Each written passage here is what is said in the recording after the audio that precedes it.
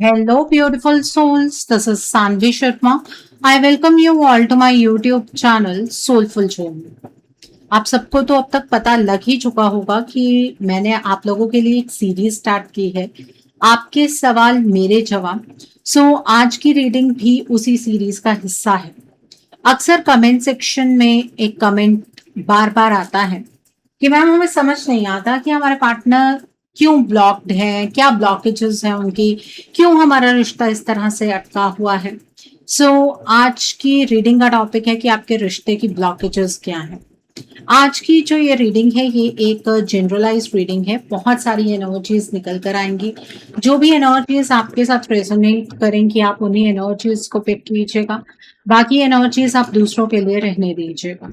आप मेल हैं, फीमेल हैं, मैरिड हैं, अनमैरिड हैं, डिवोर्स्ड हैं, एक्स्ट्रा मैरिटल अफेयर में है, लॉन्ग डिस्टेंस रिलेशनशिप में है, या फिर किसी कॉम्प्लिकेटेड रिलेशनशिप में है, आज की रीडिंग डेफिनेटली आपके साथ रेजोनेट होगी। आज की रीडिंग में मैं किसी भी पर्टिकुलर ज़ोडिक साइन का नाम नहीं लूंगी, क्योंकि ये रीडिंग सभी ज़ोडिक साइंस के लिए है, सभी राशियों के लिए है। यहाँ पर जो कार्ड्स निकल कर आए हैं वो है लाइट का कार्ड है, चूज वाइजली का कार्ड है, स्पिरिचुअल स्ट्रेंथ का कार्ड है, कॉन्फ्लिक्ट एंड डिफीट का कार्ड है, फर्टिलिटी का कार्ड है, the next is trapped in fear का कार्ड है, the next card over here is financial and material changes का कार्ड है, and bottom of the deck पर विजडम का कार्ड है यहाँ पर। आइए बारीकी से जानने की कोशिश करते हैं कि आपके रिश्ते की ब्लॉकेजेस क्या है, आपके पार्टनर की ब्लॉकेजेस क्या है बेसिकली। ओके, इस रिश्ते को लेकर आपको भी ऐसा लगता है कि फ्यूचर आपका आपके पार्टनर के साथ होगा और आपके पार्टनर भी इसी तरीके की एनर्जीज में है, वो इस रिलेशनशिप को लेकर बहुत ज्यादा पॉजिटिव है, मतलब आप दोनों ही फ्यूचर को लेकर होपफुल हैं। इस फ्यूचर को आप मैनिफेस्ट कर रहे हैं, आपके पार्टनर मैनिफेस्ट कर रहे हैं, लेकिन आपके रिश्ते में सबसे बड़ी ब्लॉकेज ये है कि सोचा तो बहुत कुछ जा रहा है, लेकिन ना तो आप कुछ कर पा रहे हैं ना आपके पार्टनर कुछ कर पा रहे हैं। दिल में चाहत होनी अलग बात होती है, लेकिन उस चाहत को एक्शंस में चेंज करना अलग बात होती है। एक्चुअली आपके पार्टनर ने ना अपनी लाइफ में एक गलत डिसीजन बनाया, जिससे कि आपके रिश्ते की डायरेक्शन ही चेंज हो गई, आपके पार्टनर की लाइफ की डायरेक्शन ही चेंज हो गई, और आज तक ना आपके पार्टनर उस इल्यूजन की एनर्जी से बाहर नहीं निकल पाए हैं। अगर आप ये कहें कि आपके पार्टनर ही सिर्फ इस सिलेक्शन के लिए या इस डिसीजन के लिए जिम्मेवार है, तो ऐसा नहीं है, हालात ही उस टाइम पर कुछ इस तरह के थे, लेकिन आपके पार्टनर ने अपनी जो डायरेक्शन लाइफ की चूज की उसकी वजह से चीजें आपके लाइफ में, आपके रिलेशनशिप में बहुत ज्यादा कॉम्प्लिकेटेड हो गई। अब जो चूज करना था वो तो आपके पार्टनर ने कर लिया, लेकिन उसके बाद भी तो लाइफ में कुछ डिसीजंस बनाने होते हैं।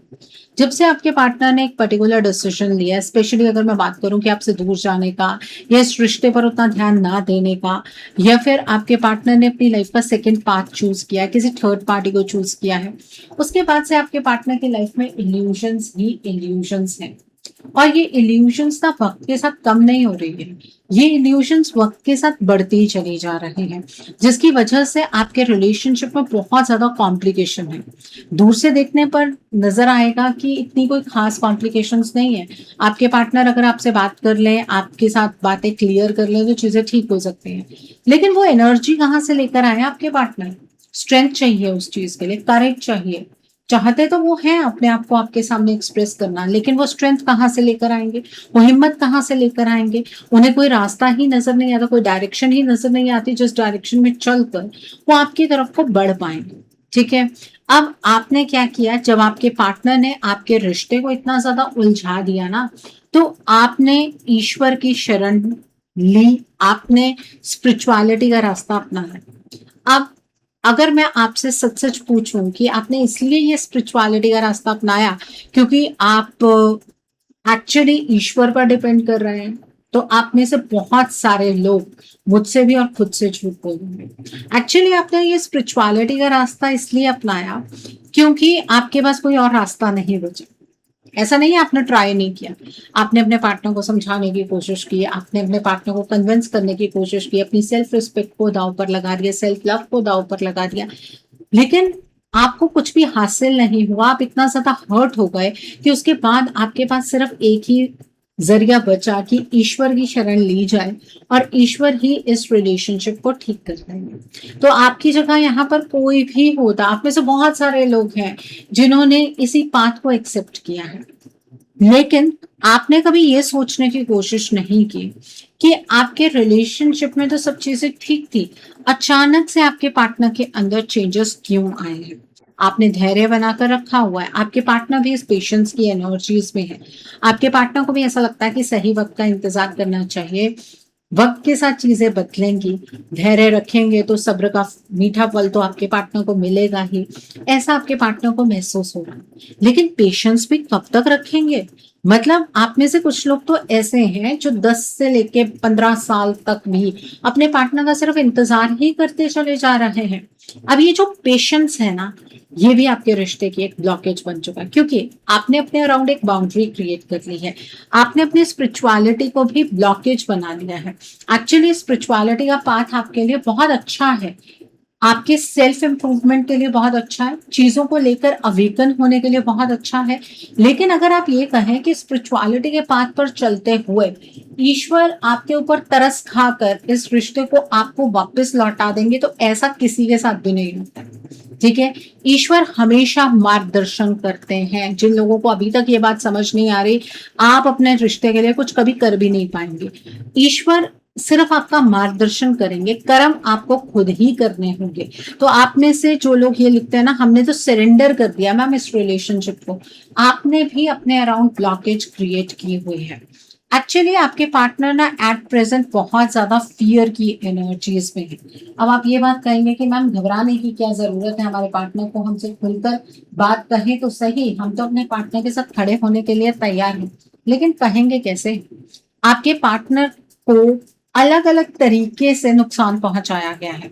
आपके पार्टनर सिर्फ इमोशनल स्पेयर में अपनी लाइफ में सफर नहीं कर रहे हैं, आपके पार्टनर की लाइफ के अंदर फाइनेंशियल कॉन्स्ट्रेंट्स हैं, आपके पार्टनर फाइनेंशियली सफर कर रहे हैं, जॉब की टर्म्स में सफर कर रहे हैं, हेल्थ की टर्म्स में सफर कर रहे हैं, बिजनेस की टर्म्स में सफर कर रहे हैं, घर में कुछ मनमुटाव चल रहे हैं, हम वहां सफर कर रहे हैं। तो आपके पार्टनर के अराउंड डिस्टर्ब्ड एनर्जीज बहुत ज्यादा है। अब आपका सवाल यह होगा कि मैम फिर हमारे पार्टनर इतनी ज्यादा सफरिंग एनर्जीज में एंटर कैसे कर गए, मतलब एकदम ही क्या सब कुछ खराब हो गया। नहीं, सब कुछ एकदम ही खराब नहीं हुआ। आपके रिलेशनशिप में जो प्रॉब्लम आई है वही मेन सोर्स है आपके पार्टनर के बाकी स्पेयर्स की एनर्जीज के डिस्टर्ब होने का। आपके पार्टनर की एनर्जीज को बदला गया है, आपके रिलेशनशिप के अंदर थर्ड पार्टी एनर्जी है, और इस थर्ड पार्टी ने आपके पार्टनर के एक्चुअली डायरेक्शन को ही बदल दिया, उनकी एनर्जीज को ही बदल दिया है, और जिसकी वजह से आपके रिश्ते में बहुत सारी ब्लॉकेजेस खड़ी हुई। सबसे पहले इस थर्ड पार्टी ने आपके पार्टनर के बेस चक्रा को ब्लॉक किया।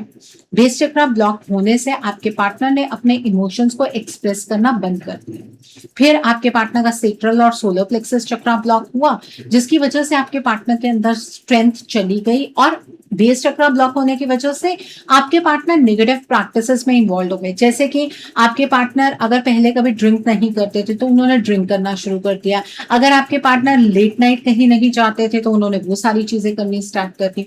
तो ये चीजें धीरे धीरे ब्लॉकेज बनती गई। अब बात ये है कि थर्ड पार्टी ने आपके पार्टनर के इस तरह से चक्रास को ब्लॉक कैसे कर दिया, इस बारे में भी बात करेंगे। लेकिन एक चक्रा जिसके बारे में आपको पता होना चाहिए वो है थ्रोट चक्रा। एक्चुअली आपके पार्टनर का थ्रोट चक्रा भी ब्लॉक किया है, इस वजह से आप दोनों के बीच का जो कम्युनिकेशन है वो हॉल्ट पर आ गया है। आप दोनों एक दूसरे से क्लियर कम्युनिकेशन नहीं कर पा रहे हैं। अब ये चक्रास एकदम से ब्लॉक नहीं होते, और इस थर्ड पार्टी को इतनी नॉलेज नहीं है, इतनी पढ़ी लिखी नहीं है ये थर्ड पार्टी कि ये एक एक चक्रा को कैसे ब्लॉक करते हैं वो इसको पता हो। एक्चुअली इस थर्ड पार्टी ने ना आपके रिलेशनशिप को बर्बाद करने के लिए आपके पार्टनर के ऊपर, आपके रिलेशनशिप के ऊपर डार्क एनर्जी का इम्पैक्ट किया है, ब्लैक मैजिक किया है, स्पेल वर्क किया है। अब जब हमारी बॉडी के अंदर कोई सिक्स्थ एलिमेंट एंटर करता है ना, 5 एलिमेंट से तो बॉडी बनी, 6th एलिमेंट कोई भी एंटर करता है ना, तो वो हमारे चक्रास पर असर करना शुरू कर देता है। सबसे पहली शुरुआत ये बेस चक्रा के साथ होती है। लेकिन बेस चक्रा में क्या है, जब बेस चक्रा ब्लॉक होता है ना तो इतना ज्यादा पता नहीं लगता है, इंसान को खुद तो पता लग रहा होता है लेकिन सामने वाला इतनी ज्यादा ऑब्जर्वेशन नहीं ले सकता, आपको भी नहीं पता लगा। फिर जब सेक्रल और सोलर प्लेक्सस ब्लॉक हुआ तो आदतों में बदलाव आने शुरू हुए। तो आपको लगा कि हर रिलेशनशिप में थोड़ी बहुत प्रॉब्लम होती है, तो आपके रिलेशनशिप में भी थोड़ी बहुत प्रॉब्लम हुई। प्रॉब्लम तो तब जाकर आपको समझ में आई जब थ्रोट चक्रा ब्लॉक हो गया।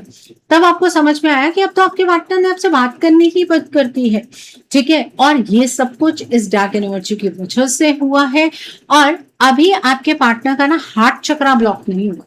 हार्ट चक्रा को ब्लॉक करने की इस थर्ड पार्टी ने कोशिश तो की है, लेकिन अभी भी आपके पार्टनर का दिल जो है ना वो आपके लिए धड़कता है। आपके पार्टनर इस रिश्ते को लेकर एक्चुअली होपफुल अपने हार्ट चक्रा की वजह से ही है।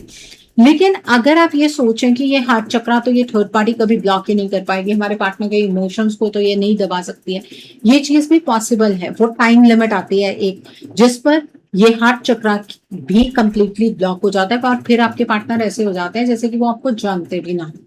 ओके, सो ये ब्लॉकेजेस आपके रिश्ते में है। और सबसे बड़ी ब्लॉकेज ना आप दोनों की समझ में है। आप अपने बिलीफ सिस्टम के ऊपर इतने ज्यादा पक्के हैं कि आप ये समझने की कोशिश नहीं करें कि कुछ और कारण भी तो हो सकते हैं रिलेशनशिप में खराब होने के लिए, चीजों का स्प्लिट होने के लिए, चीजों के स्कैटर होने के लिए, उसके पीछे और कारण भी तो हो सकते हैं। और आप में से जो लोग इस बात को समझ पा रहे हैं कि कुछ तो गड़बड़ हुई है, वो लोग एक्सेप्टेंस की एनर्जीज में नहीं आ रहे हैं। वो ये नहीं समझ पा रहे हैं कि ऐसी प्रैक्टिसेस भी होती हैं। बिल्कुल होती है। अगर पॉजिटिव है तो नेगेटिव है, नेगेटिव है तो पॉजिटिव, ऑब्वियसली होती है। आप दोनों ही ना अपने विजडम का इस्तेमाल नहीं कर पाए पास में। पहले तो आपको समझ नहीं आया, जब समझ आया तो आपको ये लगा कि आपने तो अपने इस रिलेशनशिप में ऑलरेडी इतना सब कुछ कंट्रीब्यूट किया है और कितना कि आप अपने इस रिश्ते को देंगे। आप ये एक्सपेक्ट कर रहे हैं कि आपके पार्टनर चीजों को समझे और आपके फेवर में स्टैंड लें। आपके पार्टनर आपके फेवर में स्टैंड तब तक नहीं लेंगे जब तक उनके चक्रास बैलेंस नहीं होंगे। और चक्रास बैलेंस कैसे होंगे? जब ये नेगेटिविटी रिमूव होगी। और ये थर्ड पार्टी आपके लिए ये डार्क एनर्जी का इम्पैक्ट करना बंद तो नहीं कर देगी।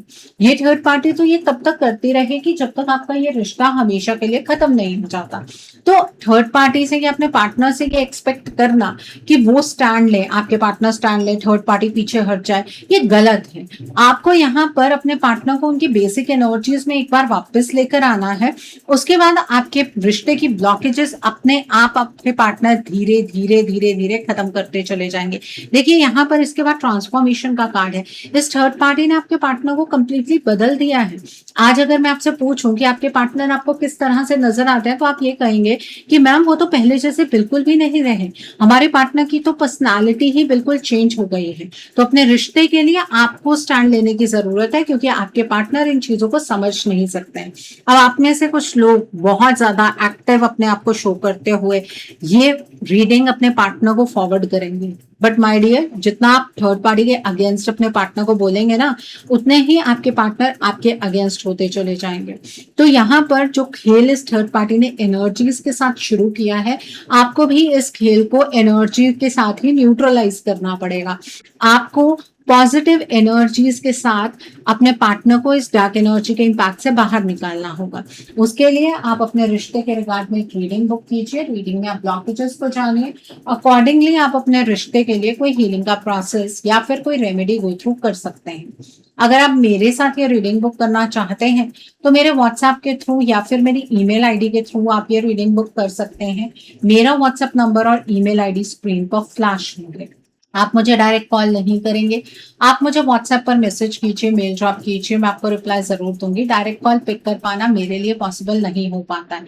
और मैं आपको ये भी नहीं कहूंगी कि आपको रीडिंग सिर्फ मेरे साथ ही बुक करनी है। आपको जिस पर फेथ है आप उनके साथ रीडिंग बुक कर सकते हैं, कोई प्रॉब्लम नहीं है। बट अपने रिश्ते के लिए स्टैंड ले लीजिए, क्योंकि वक्त रहते अगर एक्शन ले लिया जाए तो बेहतर होता है। नहीं तो वक्त के साथ अगर ये हार्ट चक्रा भी ब्लॉक हो गया फिर एनर्जी से रिवर्सिबल हो जाएंगे। ओके, सो आई थिंक आपको बहुत सारी चीजों को लेकर क्लैरिटी मिली होगी आज की रीडिंग से। नीचे मुझे कमेंट सेक्शन में जरूर बताइएगा कि ये रीडिंग आपको कैसी लगी। वीडियो पसंद आई है तो लाइक करना मत भूलिएगा। अपने नियर एंड डियर वंस के साथ शेयर जरूर कीजिएगा। हो सकता है किसी को अपनी लाइफ को लेकर, अपने रिश्ते को लेकर कुछ क्लैरिटी मिल सके। So do share my video also. अगर आपने अभी तक मेरे चैनल को सब्सक्राइब नहीं किया है तो आप प्लीज मेरे चैनल को सब्सक्राइब कर लीजिए और बेल आइकन को प्रेस करना मत भूलिएगा, जिससे कि आपको नए नए वीडियोस की नोटिफिकेशन मिलती रहे। So thanks for watching, see you soon.